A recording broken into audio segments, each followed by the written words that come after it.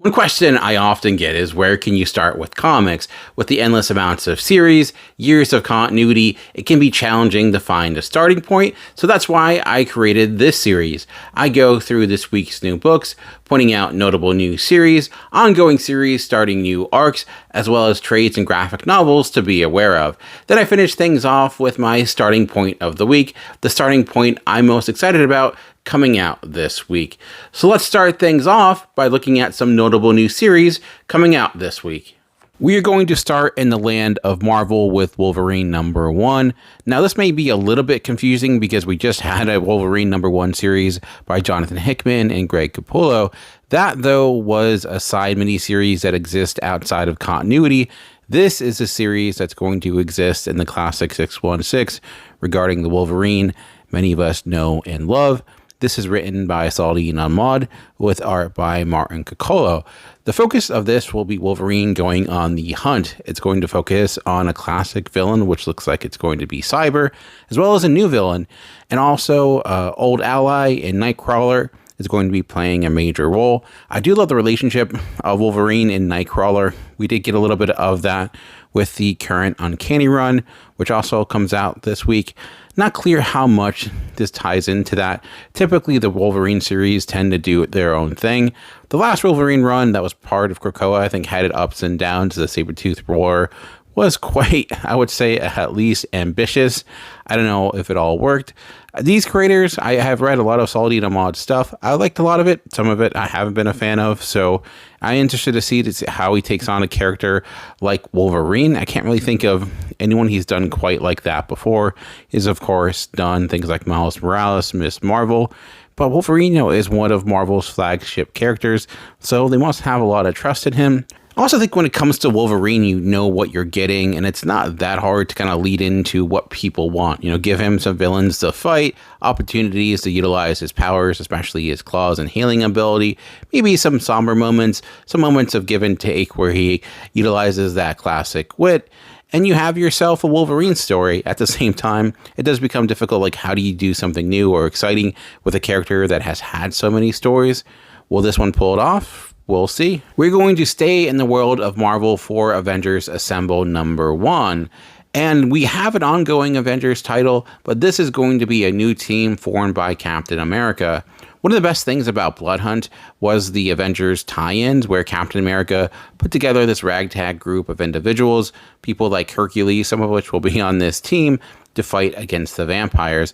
It had that kind of classic 90s feel, the Avengers feel that we really haven't gotten since New Avengers and when Brian Michael Bendis basically blew up the Avengers we knew and loved. This is going to be written by Steve Orlando with art by Corey Smith. And again, you do see some of the movie tie-ins, of course, because a lot of the characters on this team have movies or Disney Plus shows. Shang-Chi, Hawkeye, She-Hulk, for example. But we do get Wonder Man, although apparently there's a Wonder Man show.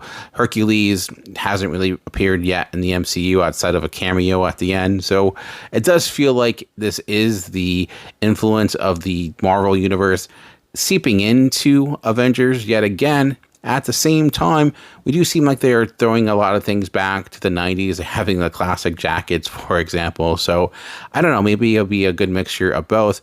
Fortunately, Hawkeye doesn't have his classic costume. We didn't get that. But the current Avengers run has been pretty good, but I'm hoping we get that classic feel that we got with the Blood Hunt run within this story. No new DC books this week, so we're going to go right to Dark Horse for Summer Shadows #1. This story is going to focus on Nick, who's traveling to Greece to find his former ex, who left without really saying why, and it's been eating him alive because he thought he was the love of his life. While there, he runs into Anthony, who's a Coast Guard looking for someone as well. So they join forces on their quest, but as they dig deeper, they find that maybe there's some shadows they should not be involved with.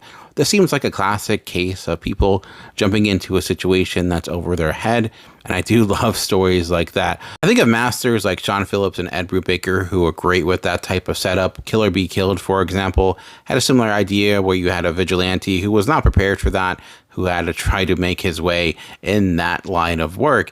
Here, though, we have people in a missing persons case trying to make their way, who maybe get involved with people that are shady and powerful.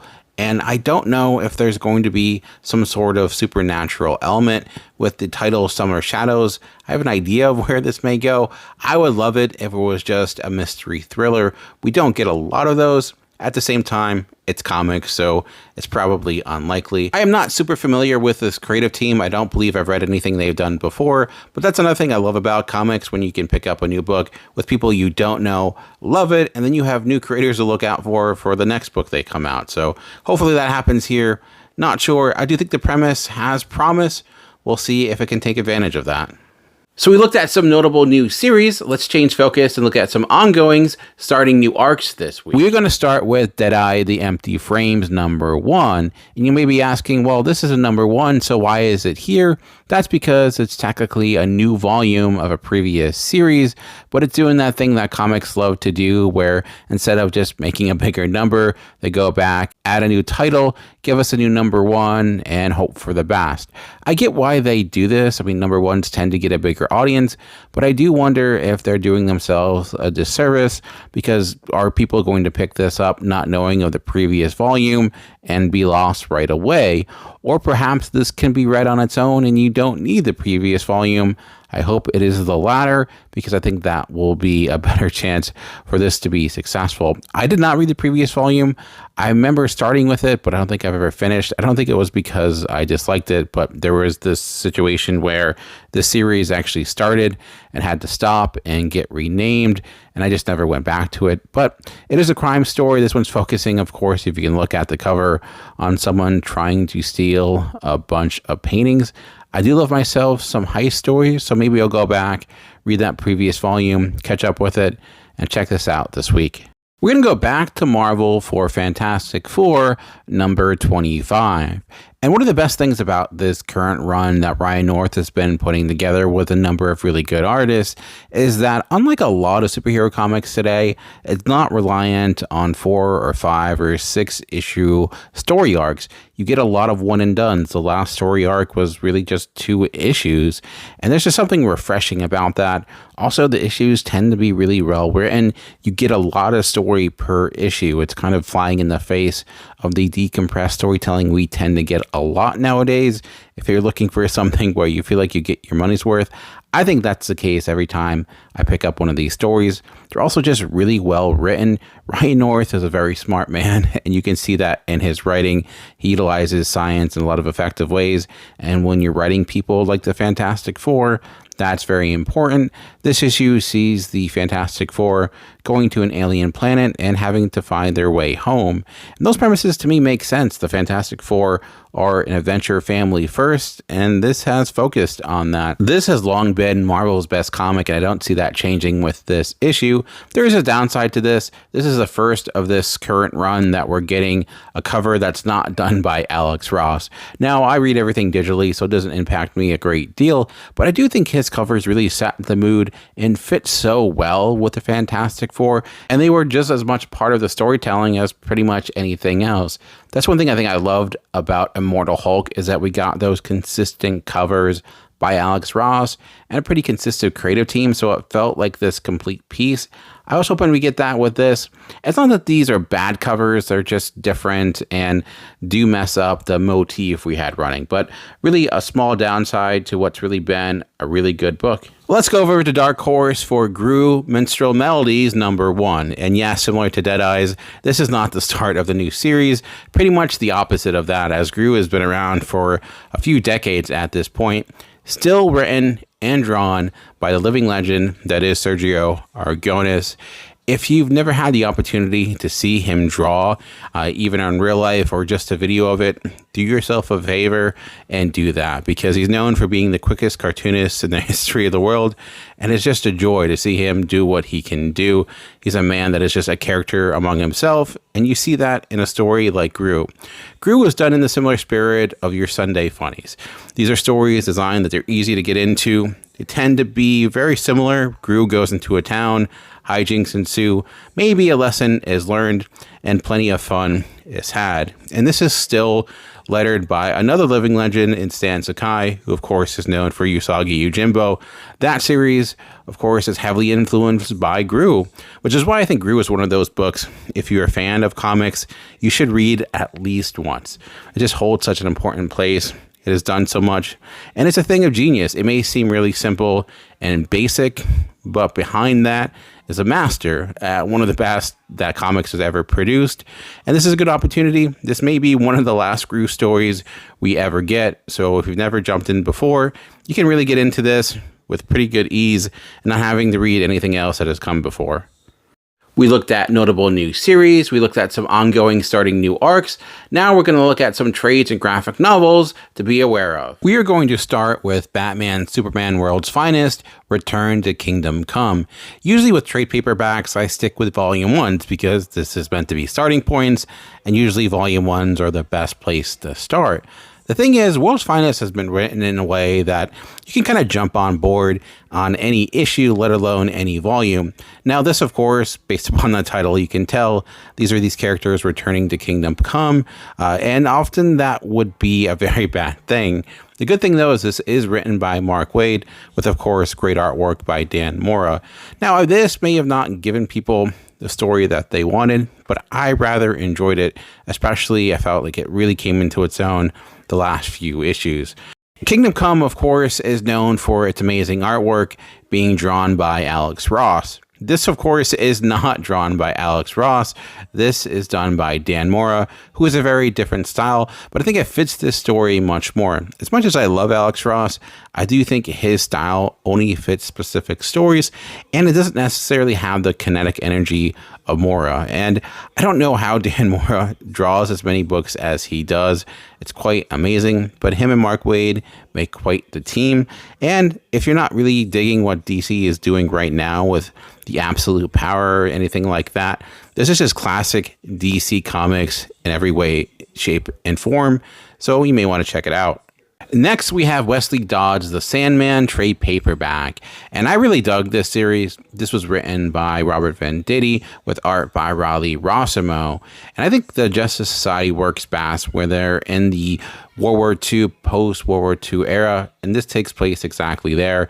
Wesley Dodd is kind of still recovering from dealing with war, and he's become this pacifist, and he utilizes his ability to put people asleep to fight crime and things of that nature, but his method doesn't necessarily go well with those who don't think it would work in a war-like setting.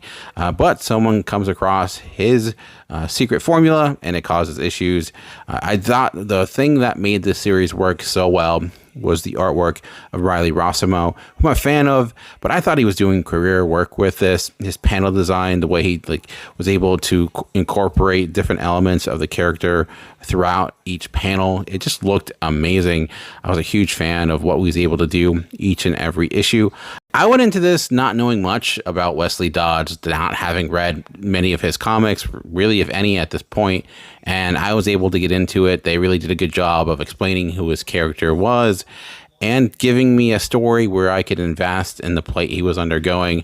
I think one of the best things DC has done this year and last year. The Batman Dylan Dog trade paperback, and I've never read a Dylan Dog comic in my life. I know there was that movie, never watched it. Don't know much about the character, so I read this, and what I can say is that it looks phenomenal. You know, we have 3 DC trade paperbacks, each powered by some amazing art. On a story perspective, I couldn't really click with it, but again, I think that's probably because I'm so disconnected with the Dylan Dog universe, and a lot of that was incorporated here. So if you're a bigger fan, this may connect with you much more than it did with me. Not necessarily that was a bad story. It was interesting seeing Batman and Joker and others kind of work with this different universe that is outside the norm, but I just wasn't able to really fully grasp what was going on all the time. It always felt like I was on the outside of an inside joke in a way. But again, it was amazing to look at. I love European comics, and it certainly has that feel, of course, you know, being with the European creators and seeing like Joker in that style, Batman in that style. That's to me why I stuck with it as much as I did. And I do think it's worth a recommendation, and maybe it will click with you more than it did with me. Also this week from Distillery is The Devil's Cut hardcover. Distillery is a new publisher that's barely a year old, but I don't think I've ever seen a publisher come on as strong as they have in their short life. In large part because they partnered with some great creators, making some great comics, but a lot of time and effort is put in the production of their books. On a physical standpoint, their hardcovers are so well made. It's akin to when Marvel Knights first came out, and a lot of time and effort was put in to bring Marvel from the dead by making sure that their books had great quality paper, to make them feel like a piece of art. I feel like Distillery has done that, and The Devil's Cut is a really great way to jump into that publisher. It's a collection of short stories, many of which continue to ongoing series or mini-series, and the type of creators on this it's pretty impressive. You have James Tynion, Brian Azzarello, Jacques, Becky Cloonan, just to name a few. So if you wanted to, dip your toe into the world of Distillery, see what they have to offer. And if the series that you're interested has concluded, you can pick up the hardcover. And like I mentioned, the hardcovers that they're putting out right now are some of the best in the business. They may be a rookie, but they're not playing like it. Speaking of great collections, this week, Dark Horse brings us Trigun Deluxe Edition hardcover. On the forbidden desert planet of Gunsmoke, a $60 billion double-dollar bounty hangs over the head of Vash the Stampede, a pistol-packing pacifist with a weapon capable of punching holes in a planet. Every trigger-happy psycho in creation is aiming to claim Vash's dead or alive, preferably dead bounty, and although Vash believes in non-violence, he won't go down without a fight, and when Vash fights, destruction is sure to follow. I've never read Trigun in my life. It is one of the many books on my list to shame. I've read some manga, but books like this, I haven't had the opportunity. A collection like this does make me excited to go and check it out. Hopefully to scratch it off that list. I know Trigun has a lot of major fans, many of which have been waiting for this collection. Dark Horse is another publisher that they do make great collections. They put a lot of time and effort in. I would assume that's the case here. I think they know that fans are going to be expecting the best. Hopefully this week, they're going to get it. For Marvel this week, we have the trade paperback for Ultimate Spider-Man Volume 1. When this new Ultimate line was launched, I wasn't too sure about it. Do we really need to revisit that time? Is it possible to make that work? Usually when you're trying to, have lightning strike twice, it doesn't tend to have great results. And then when I saw Jonathan Hickman was doing Spider-Man, wasn't sure about it. I like Jonathan Hickman, but I don't think his style would really fit well with the character. Then we, of course, learned that this Spider-Man was going to be different. This was a Spider-Man that was older, had a family, and became Spider-Man much later in life. And that hook worked for me, so I picked this up, and I've been really enjoying it. Marco Cicchetto has really elevated his game since he started working on Daredevil with Chip Zdarsky. That continued here. He makes this book work as well as it does. And Hickman's style changes with this. Usually his books are dense and verbose. Here he does the opposite, if anything. These are, far more decompressed. The stories are, limited on plot issue to issue. It's really just focused on character. It's not what I'm used to. And he does give you a decently heartwarming story here. And I think one of the best parts is the different twists it has on characters like J. Jonah Jameson and Uncle Ben.